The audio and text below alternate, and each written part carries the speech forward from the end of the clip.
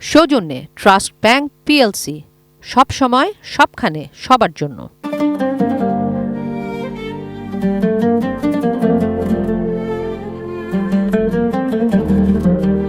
নবীজির জীবনী।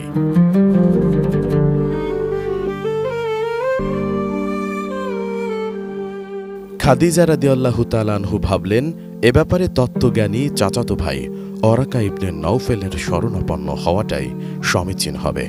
তাই রাসূল সাল্লাল্লাহু আলাইহি ওয়াসাল্লামকে নিয়ে তিনি ছুটলেন ওরাকার কাছে। রাসূল সাল্লাল্লাহু আলাইহি ওয়াসাল্লাম ওরাকাকে যা ঘটেছিল সব জানালেন। তখন ওরাকা বলে উঠলেন, আল্লাহর কসম, আপনি এ উম্মতের নবী।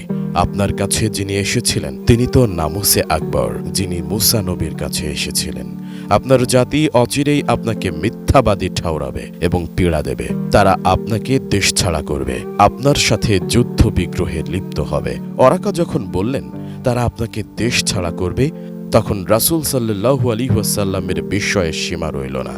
কেননা কুরাইশরা যে তাকে কি সম্ভ্রমের দৃষ্টিতে দেখে তা তো তার অজানা ছিল না। তারা তাকে আল আমিন বা বিশ্বস্ত বলে ছাড়া অন্য কোনো নামে ডাকত না। তাই বিস্ময়ের সুরেই তিনি বললেন, ওরা আমাকে দেশ ছাড়া করবে? ওরাকা বললেন, জি হ্যাঁ, ওরা আপনাকে দেশ ছাড়া করবে। ইতিপূর্বে যিনি এইরূপ কিছু নিয়ে এসেছেন, অর্থাৎ ধর্ম প্রচারের দায়িত্ব পেয়েছেন, তার সাথেই লোকে শত্রুতা করেছে, তার সাথেই তারা যুদ্ধ বিগ্রহে লিপ্ত হয়েছে। আমি যদি সে সময়টা পাই, আমার আয়ু যদি সে পর্যন্ত থাকে, তাহলে আমি আপনার পাশে দাঁড়াবো এবং আপনাকে কার্যকরী সহযোগিতা দেব।